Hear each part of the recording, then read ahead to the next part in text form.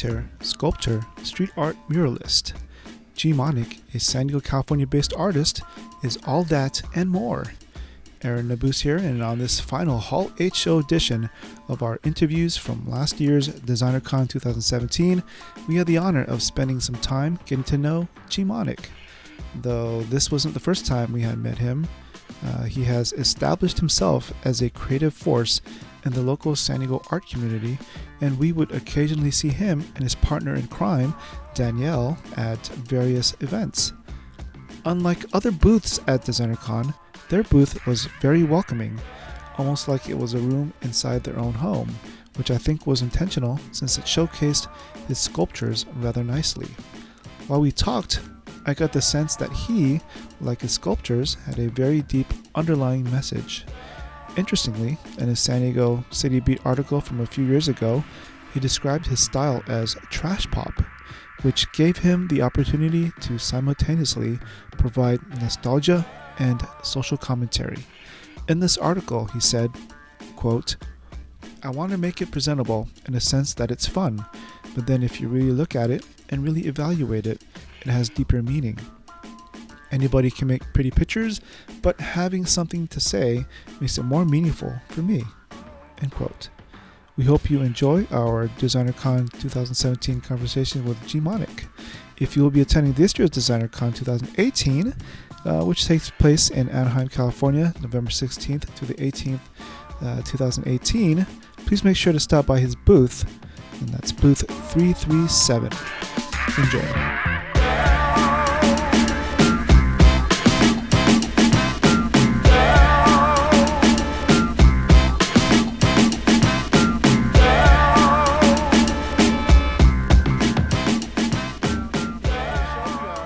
DesignerCon 2017, and we happen to come across a good friend of ours, Mr. Gmonik here. All right. From San Diego as well. Welcome to the show, Gmonik. Well, nice to see you. Yeah. If you look at the awesome backdrop of some of your artwork, this is awesome. Oh, thank you. Yeah, we love your work. And this is the beauty of like being here at DesignerCon is that you come across different types of art and medium. So I guess I'll start off right off the bat. Why should somebody come to DesignerCon? Well, I mean, ultimately, it's because it has a lot of variety. You know what I mean? You're seeing all kinds of different talents and different skill sets kind of all meshed up together. You know, it's like plushes and you know, different artistries. You know, that's what I appreciate. Like, everybody has their own idea of what's cool, and everybody's bringing their cool to the table with you know, their stuff. Right. And how many years have you been coming to DesignerCon? This is going to be our fourth. Fourth year? Yeah. And how has it changed in recent years? It's evolved a lot. Before, you know, it's like, well, when I first started, I came with a group of people. Now I'm all on my own, and it's a different experience. You know, as things expand, you know, like it's kind of growing as a convention in itself. So I'm kind of curious to see how things evolve. Like if it's going to be more toys, or it's going to be more movie stuff, or, you know, kind of similar to Comic-Con. But, you know, I like what they're doing. It's a fun environment, and there's a lot of collectors here too. Oh, definitely. So. One thing that I've noticed, and it's something that I still see this year, is that there's a big like push for like 3D printed artwork. Yes. So yeah, I'm curious to see how far people can take it. Well, that's a great thing. I mean, even across the booth from us, like they have you know, a whole costume all made out of 3D printed stuff. Oh wow, let's check it out. And so it's like, you know, the imagination's endless now. It's like, you know, people can make their own costumes, or, you know, maybe they're going to 3D print a car, you know what I mean? Whatever. So, obviously, you know, being artistic comes from somewhere. I mean, if you can maybe go back in time, do you remember when you first had that spark? Like what that was like, what you were doing? Well, I could tell you when I really started getting into art is when I was a kid, I got hit by a car. Oh, wow. Yeah, and I have the scar to prove it right here. Oh, snap. But like it kind of made me an introverted kid, and then, like, you know, I used art to kind of express myself, and so like it just evolved into sculptures. So, but I usually started out with drawing sketches, and, you know, it just evolved from there.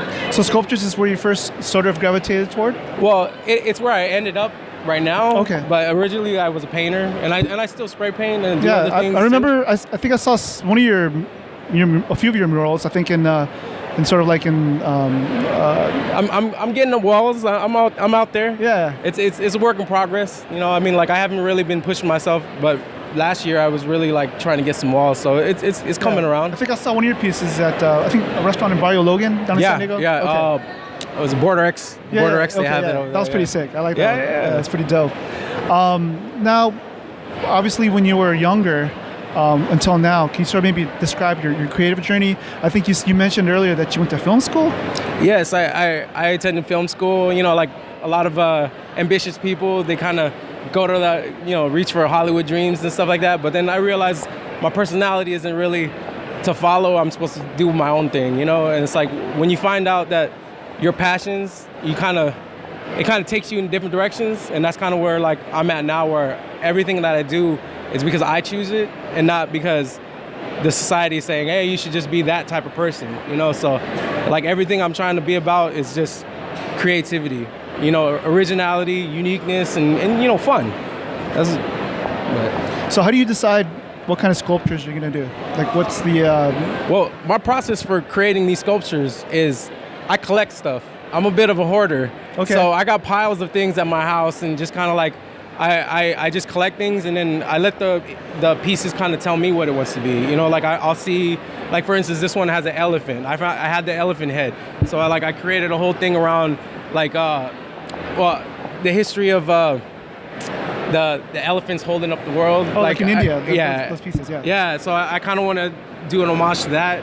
And like, you know, like a lot of the other pieces, like I'm really into conspiracies.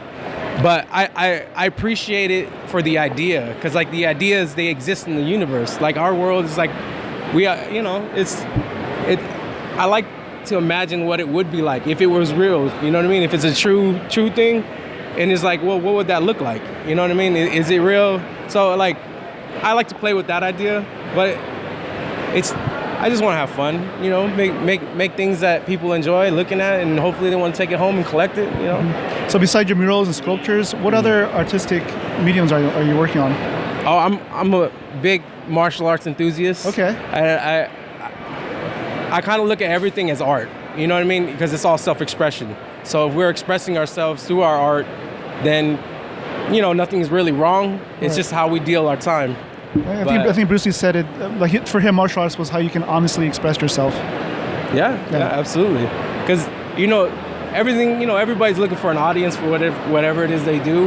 But at the end of the day, it's like, if you're doing it because it's you, or you're doing it to make the audience happy. And I feel like that's the delicate balance, you know, of trying to make things, you know, it's like, is everything just your perspective? I don't know. Well, I mean, obviously, when it comes to art, it is your perspective. Yeah. I mean, like when it comes, we mentioned Bruce Lee just a little while ago, and basically his principles when it comes to Jeet Kune Do. Yeah. I mean, the principles are there, but it's up to you to sort of make it your own, right? Yes. So that's the way art is, right? Well, yeah. Well, I've gotten to a point in my life where I don't subscribe to any particular point of view anymore, just because, you know, things are always constantly changing. You know, it's like one minute things are this way and the next minute it's something else, you know? So it's like, if you're not ready to change with those things as they evolve, you can get left behind, you know? And so like, even with like the wave of computers and technology, it's like technology is constantly evolving, and it's also changing our society. You know, it's like our culture is evolved from that technology.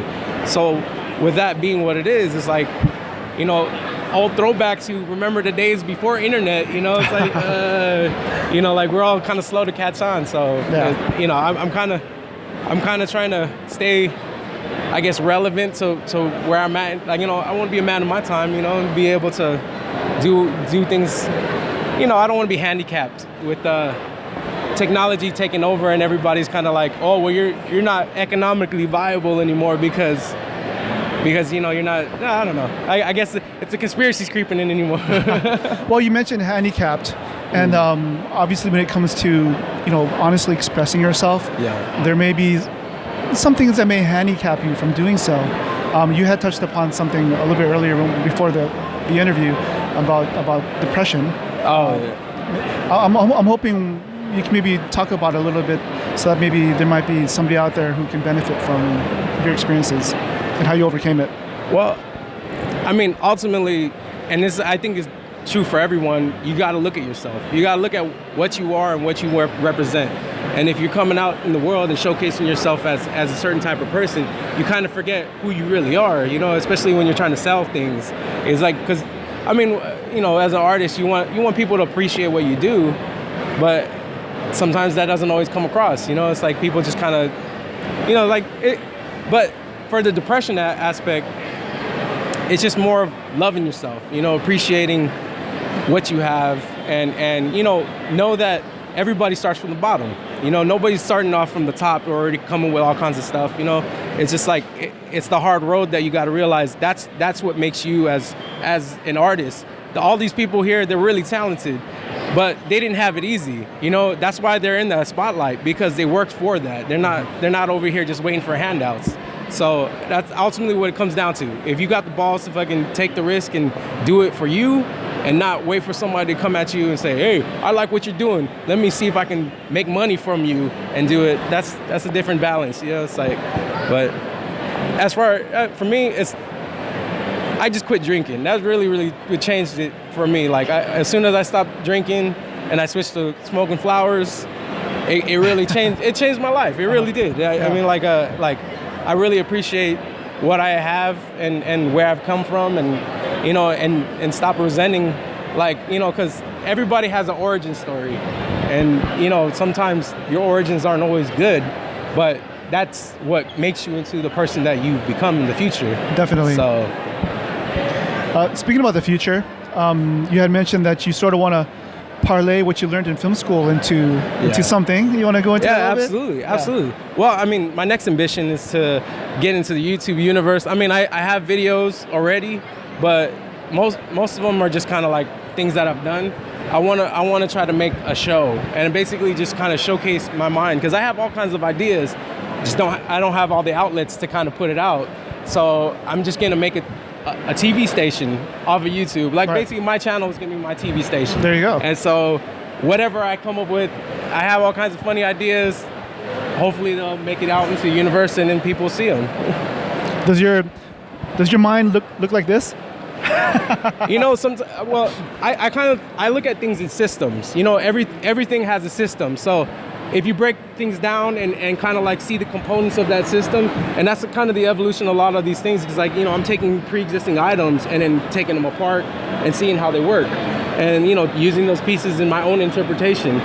But you know, like, ultimately, whatever, you know, it's like we're all spending our day doing something, you know, and it's like, if you spend it on something that you created versus somebody else's creation, like if you spend all day playing video games or watching movies, like I do that. I do watch video games and play video games and watch movies. But it's, you know, I want to showcase a different view on the world, you know, and that's kind of how I'm looking at a lot of the stuff now. It's like I'm not trying to follow anybody else's, you know, success. Basically, like I'm trying to make my own. And I guess for our audience who aren't watching this video and are listening on our podcast, maybe can you just describe this piece just really quickly? Okay, so the title of this piece is called The Guardian, and the idea came about. It was kind of like, she's like a warrior princess, and she lives in a castle, but like, you know, she's defending it against evil spirits. And that was the intention behind it. See a lot of Asian influence in there. There's a lot of Asian influence, as well as I mean, like, I play a lot. I see a lot of like images out in the internet, and you know, it's like you can't help, when you see something, you can't help but be like influenced by it, I guess. Yeah. It's like we're bombarded with images all day, so like I choose things based off of what I like. So if I like it, then I was like, okay, I'll go with that. But everything all the things that I make, I try to create a story and a history, because without the history, it means nothing. You know what I mean? It's like it has, well, at least for me, like I have to have that backstory in order for me to make the piece, or else I get bored with it. Right. Now your show, you said it's going to deal with puppets? They are going to have puppets, because that's one of my what was that? I'm really passionate about like just the artistry of it. You know what I mean? It's like I watched a lot of Labyrinth and Never-Ending Stories as a kid. Like Dark Crystal type. Yeah. Okay. And then like when I look at that, it's like, you know, you're making somebody's hand is making a puppet come alive. So if you can build characters around puppets, I mean, and even today we're talking with somebody about it, and it's like, well, what if your puppet gets famous? I was like, could you imagine if your puppet is more famous than you, and nobody cares to talk to you? They just want to know what your puppet's doing. So it's just like, you know, I think that's a fun thing, you know, being able to kind of like have different, I guess, personalities kind of showcase. So.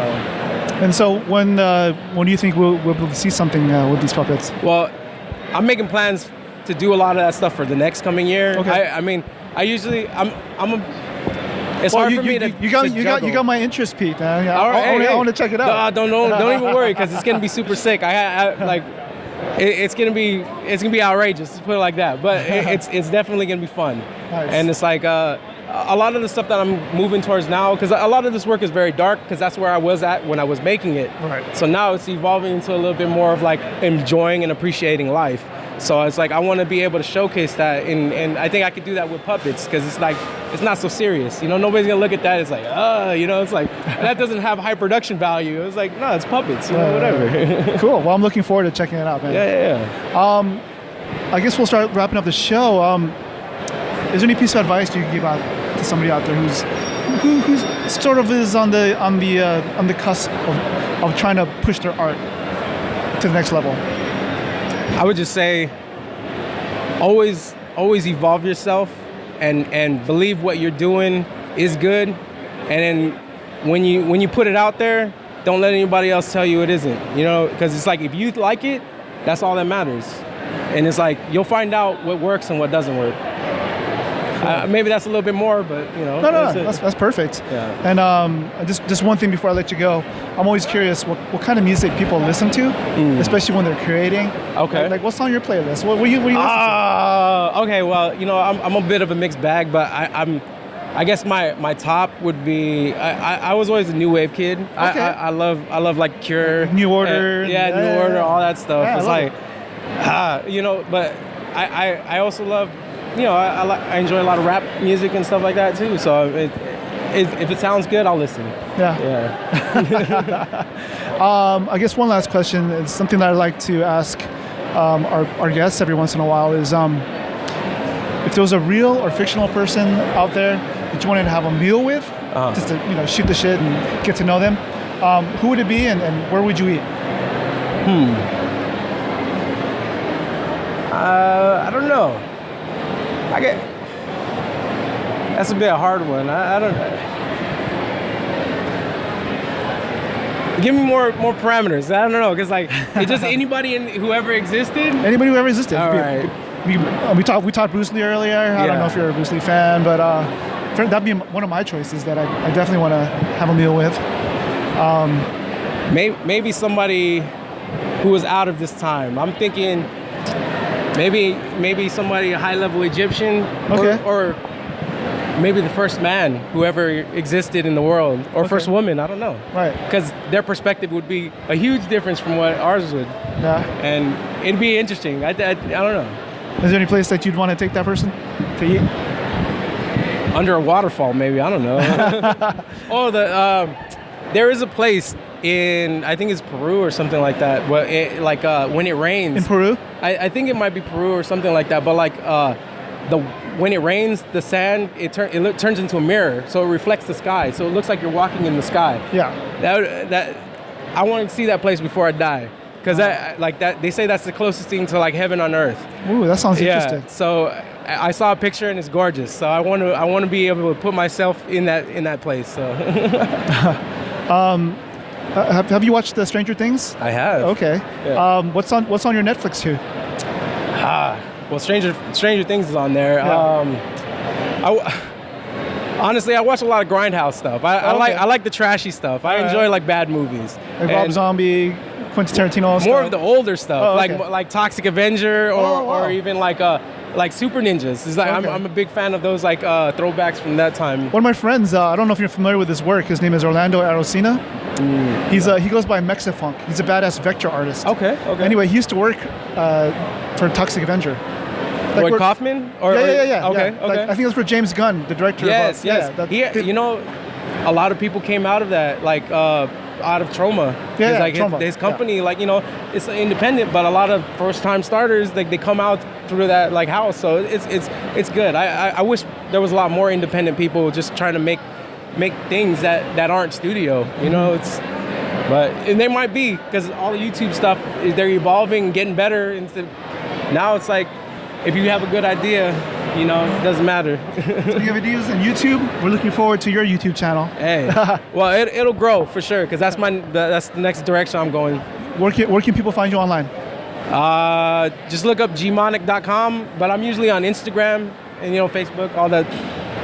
Cool. Yeah. Is there anything else that we missed that you want our audience to know about? I don't know. Maybe next year you'll talk to me and I have it. I don't know. Yeah. And I'd be remiss to give a shout out to Danielle over here. Why don't you get her, Danielle? She's my crime partner. Yeah. She makes my dreams true. Say a little something. Really tired, but it's been super fun. And Well, it's good to see both of you again, and we look forward to seeing you at DesignerCon again next year. And we'll get you on the podcast again sometime soon. Absolutely. Cool. All right. See you later, guys. Peace. Cheers.